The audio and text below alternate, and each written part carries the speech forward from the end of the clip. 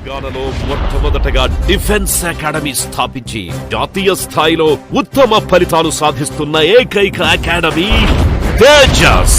స్థాపించిన 7 సంవత్సరాలలో 774 ఉద్యోగాలు. 2018-2019 ఒకే సంవత్సరంలో 258 ఉద్యోగాలు. 2018 వరంగల్ ఆర్మీ ర్యాలీలో ఒకేసారి 145 మంది ఉద్యోగాలు. 2018లో ఇండియన్ నేవీలో ఒకేసారి 32 మంది ఉద్యోగాలు. ఇవే కాకుండా ప్రతి నోటిఫికేషన్ లో ఖచ్చితంగా ఉద్యోగాలు సాధిస్తోన్న ఏకైక అకాడమీ తేజస్. 10th ఇంటర్ స్థాయిలోనే డిఫెన్స్ ఉద్యోగ సాధనే మీ లక్ష్యమైతే ఈ లక్ష్యాన్ని నెరవేర్చేది Tejas. Inter plus defence, degree plus defence కోచింగ్లకై అడ్మిషన్లు జరుగుతున్నాయి. Director CH Satish Rao. Cell 9849466661. Tejas defence academy, Kothapalli, Karimnagar, Ghatkesar, Hyderabad. Hello students, welcome back to Tejas defence college. So ఈ రోజున మనం ముందు చెప్పుకున్నాం కదా బేటా, హిమాలయన్ రివర్స్లో ఉన్న ప్రాజెక్ట్స్ గురించి చెప్పుకున్నాం కదా. ఈరోజు పార్ట్ 2 టాపిక్ ఏంటనంటే పెనిన్సులర్ రివర్స్ పైన ఉన్న కొన్ని ఇంపార్టెంట్ ప్రాజెక్ట్స్ అనమాట. మనకి పెనిన్సులర్ రివర్స్ చాలా ఉన్నాయి, బట్ నేను అవన్నీ చెప్పట్లేదు. Only important and examination point of వ్యూలో మాత్రమే నేను చెప్తున్నా. సో ఒక్కసారి look at on the board. Beta peninsular reverse వచ్చేసరికి మనకి మెయిన్గా గోదావరి, కృష్ణ, పెన్నా నది, కావేరి అని చెప్పేసి ఇలా చాలా రివర్స్ కనిపిస్తాయి నాన్న. కానీ మేజర్ ప్రాజెక్ట్స్ ఉన్న రివర్స్నే నేను ఇక్కడ సెలెక్ట్ చేసుకున్నాను అనమాట. ఫస్ట్ ఒకసారి చూడండి, Godavari river beta. Godavari river ఇది గోదావరి రివర్ అనేది మహారాష్ట్రలో పుడుతుంది బెటా. మహారాష్ట్రలోని నాసిక్ త్రయంబకం అనే ప్రాంతంలో పుడుతుంది. అలా మహారాష్ట్ర నుంచి మెల్లిమెల్లిగా మన ఆంధ్రప్రదేశ్లో, తెలంగాణలో అలా ఫ్లో అవుతూ వస్తుంది అనమాట. అది పుట్టింది మహారాష్ట్రలో అయినా కూడా ఎక్కువగా ఫ్లో అయ్యేది మన తెలంగాణ అండ్ ఆంధ్రాలోనే ఫ్లో అవుతుంది బెటా. అయితే దానికి టోటల్ డిస్టెన్స్, మహారాష్ట్రలో పుట్టినప్పుడు దాని టోటల్ డిస్టెన్స్ 1465 అనమాట. మన తెలంగాణ అండ్ ఏపీలోకి ట్రావెల్ చేస్తున్నప్పుడు 770 కిలోమీటర్స్ ట్రావెల్ చేస్తుంది. ఓకే, ఓన్లీ ఆంధ్రాలో అయితే beta only east Godavari, west Godavari మాత్రమే గోదావరి రివర్ కనిపిస్తుంది. గుర్తుపెట్టుకోండి, ఆంధ్రప్రదేశ్లో ఓన్లీ ఈస్ట్ గోదావరి, వెస్ట్ గోదావరిలో మాత్రమే మనకి గోదావరి నది అనేది కనిపిస్తుంది అనమాట. సో హవెవర్ మనం దానిపైన ప్రాజెక్ట్ చూద్దాం నాన్న. గోదావరి నది పైన బెటా నెంబర్ ఆఫ్ ప్రాజెక్ట్స్ ఉన్నాయి బెటా. ఆంధ్రప్రదేశ్ అండ్ తెలంగాణ కలిపి నెంబర్ ఆఫ్ ప్రాజెక్ట్స్ ఉన్నాయి. బట్ అందులో నేను ఒక 2 ఇంపార్టెంట్ ప్రాజెక్ట్స్ మాత్రమే రాశాను. అందులో ఫస్ట్ వన్ ఏంటంటే Sriram Sagar project. Very very important Sriram Sagar project. And ఇంకొకటి బాబ్లీ ప్రాజెక్ట్ బెటా. Sriram Sagar project and Babli project. Sriram Sagar project బెటా ఇది పోచంపాడు అనే ప్రాంతంలో ఉంది. పోచంపాడు ప్రాంతంలో ఉంది బెటా. ఈ పోచంపాడు ఎక్కడుంది అంటే నిజామాబాద్లో కనిపిస్తుంది మనకి. పోచంపాడు ఎక్కడుందంటే నిజామాబాద్లో కనిపిస్తుంది. అందుకనే ఈ శ్రీరామ్ సాగర్ ప్రాజెక్ట్ని అందరు ఏమంటారంటే పోచంపాడు ప్రాజెక్ట్ అని అంటారనమాట. అంటే sometimes Sriram Sagar project also call it as Pochampadu project. అంటే పోచంపాడు ప్రాజెక్ట్ అన్నా శ్రీరామ్ సాగర్ ప్రాజెక్ట్ అన్నా రెండు ఒకటే. ఇది ఎక్కడుందంటే నిజామాబాద్లో మనకి కనిపిస్తుంది. ఓకే, తర్వాత చూడండి అన్న, Babli project beta. Babli project అనేది గోదావరి నది పైన ఉంది. ఏ రాష్ట్రంలో ఉందంటే మహారాష్ట్రలో ఉంది. అయితే ఈ బాబ్లీ ప్రాజెక్ట్ వల్ల 2 స్టేట్లు బెనిఫిట్ అవుతున్నాయి. ఒకటి తెలంగాణ, ఇంకొకటి మహారాష్ట్ర. అందుకనే బెటా మన తెలంగాణ ప్రభుత్వం బాబ్లీ ప్రాజెక్ట్ నుంచి వచ్చే వాటర్ని మేము ఎక్కువగా యూజ్ చేసుకోవాలని మన వాళ్ళు, అండ్ మాకే ఎక్కువ కావాలని మహారాష్ట్ర వాళ్ళు గొడవ పడుతున్నారు అనమాట.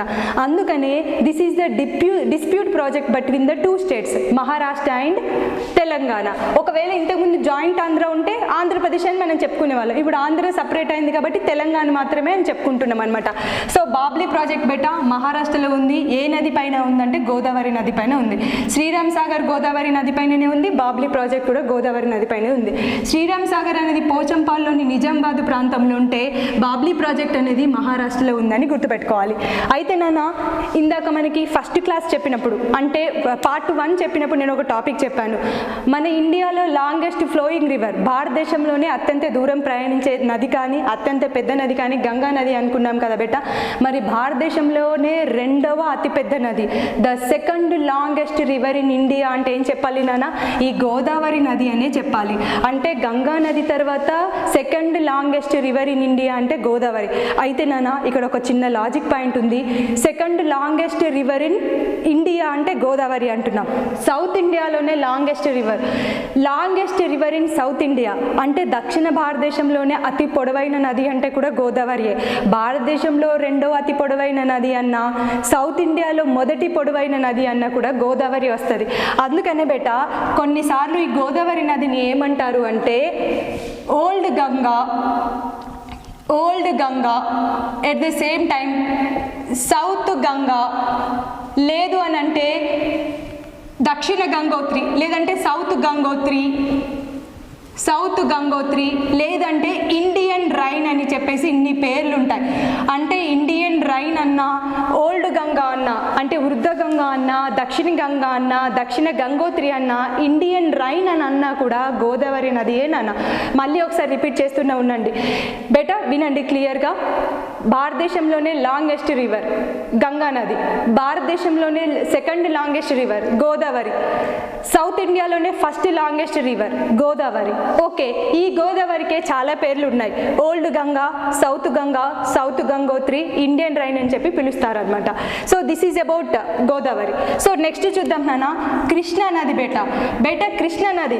యాక్చువల్గా కృష్ణా నది పుట్టింది కర్ణాటకలో అయినా నాన్న, సేమ్ గోదావరి నది లాగానే. గోదావరి నది మహారాష్ట్రలో పుట్టి ఎలాగో ఏపీ తెలంగాణలో ఎక్కువ ప్రవహిస్తుందో, కృష్ణా నది అనేది పుట్టింది కర్ణాటకలో అయినా అది ఎక్కువగా ఫ్లో అయ్యేది మన దగ్గరనే, అండ్ తెలంగాణ అండ్ ఆంధ్రాలోనే ఎక్కువగా ఫ్లో అవుతుందన్నమాట. ఓకే బేటా, ఈ కృష్ణా నది పైన ఉన్న ప్రాజెక్ట్ ఏంటంటే ఇంపార్టెంట్ ప్రాజెక్ట్ బేటా, Nagarjuna Sagar project. So Nagarjuna Sagar project అనేది నల్గొండలో ఉంది బేటా, నల్గొండ ప్రాంతంలో ఉంది. నాగార్జున సాగర్ అనేది ఏ రివర్ పైన ఉందంటే కృష్ణా నది పైన ఉంది బేటా. ఇది ఎప్పుడనంటే బేటా 1955 డిసెంబర్ 10 రోజు బేటా జవహర్లాల్ నెహ్రూ ఇనాగ్రేట్ చేశారు నాన్న. జవహర్లాల్ నెహ్రూ ఇనాగ్రేట్ చేశారు 1955 డిసెంబర్ 10th. ఈ డేట్ కూడా మనకి చాలా చాలా ఇంపార్టెంట్. 1955 డిసెంబర్ 10th రోజు జవహర్లాల్ నెహ్రూ ఇనాగ్రేట్ చేశారు బేటా. అదే నాగార్జున సాగర్ డ్యామ్ అనమాట. ఓకే, ఇది కృష్ణా నది పైన ఉంది. తర్వాత ఇంకొకటి మహానది గురించి చెప్పాలి బేటా. This is also a peninsular river. Actually these 3 are the peninsular river, ద్వీపకల్ప నదులు. ఈ 3 కాకుండా ఇంకా చాలా ఉన్నాయి, but these 3 are very important బేటా. మీకు గుర్తుందా, మనం లేక్ టాపిక్ చెప్పుకున్నప్పుడు కొల్లేరు లేక్ అని మాట్లాడుకుందాం. మరి కొల్లేరు లేక్ అనేది ఎవరు క్రియేట్ చేస్తున్నారు బేటా? Because of Krishna river. When Krishna river is draining into the ocean, అప్పుడు క్రియేట్ చేసే లేక్ ఏంటి బేటా? కొల్లేరు లేక్. కృష్ణా నది అనేది సముద్రంలో కలవడానికంటే ముందు ఏర్పాటు చేసే సరస్సుయే కొల్లేరు సరస్సు. కృష్ణా నది కొల్లేరు లేక్ని క్రియేట్ చేస్తారు. అది కూడా ఒక GK bit.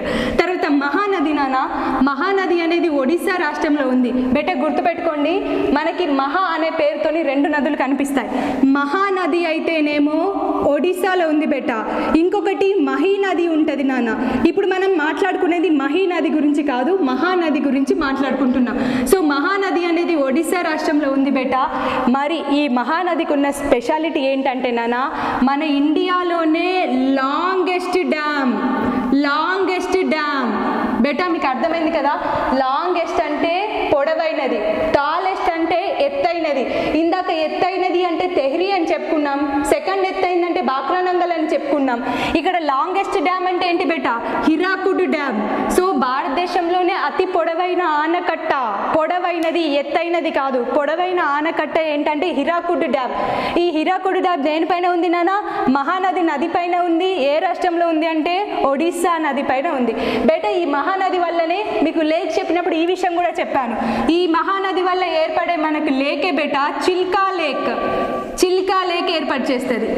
Okay, so Mahanadi పైననే అతిపెద్ద డ్యామ్ ఉంది, అతి పొడవైన డ్యామ్ కనిపిస్తుంది మనకి, అండ్ ఒక చిల్కా లేక్ కూడా కనిపిస్తుంది. అదే కృష్ణా నది పైన నాగార్జున సాగర్ డ్యామ్తో పాటు కొల్లేరు లేక్ సరస్సు కూడా మనకి కనిపిస్తుంది అనమాట. So this is about peninsular rivers and their projects. Okay, see in the next class. Have a nice day. Bye.